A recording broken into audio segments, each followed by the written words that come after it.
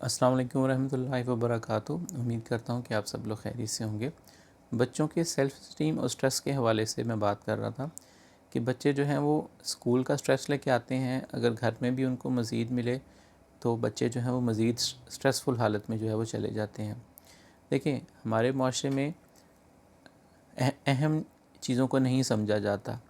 بڑے لوگ ہیں وہ بھی اپنے آپ کو اہم نہیں سمجھتے۔ اچھے کاموں میں بچوں کو آگے لے کے آنا چاہیے، ان کو موٹیویٹ کرنا چاہیے، ان کو یہ بتانا چاہیے کہ بیٹا آپ نے اچھا کام کیا ہے، کیونکہ جس طرح سے آپ اگر گھر میں رہ رہے ہیں ضروری نہیں کہ آپ کا بچہ بھی اسی طرح ہی رہے۔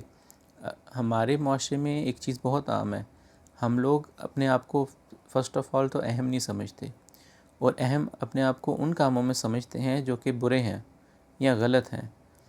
تو ان چیزیں کو اگر بچوں کے اوپر امپلیمنٹ کریں گے انہی چیزوں کو، تو بچہ جو ہے وہ اس کا کانفیڈنس خراب ہوگا، بچے کی نیگیٹو مائنڈ ہوگا، بچے کے اندر مزید سٹریس پیدا ہوگا، اور یہ سٹریس جو ہے وہ آگے جا کر مزید مشکلات کا جو ہے وہ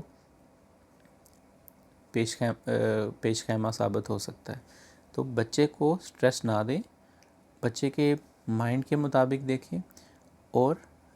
بچے کو اس طرح سے مائنڈ کو ٹرین کریں کہ اس کو اپنے اوپر پراؤڈ ہو کہ میں یہ اچھا کام کر سکتا ہوں، یہ چیز اہم ہے، اور میں ایک اچھا اور ایک امپورٹنٹ شخص ہوں، ایک معاشرے کے لیے بھی، گھر میں بھی، اسکول میں بھی، مسجد میں بھی مجھے یہ کانفیڈنٹ ہے کہ میں یہ کر سکتا ہوں۔ نہ کہ بچہ بڑوں کی طرح ان چیزوں کے وہ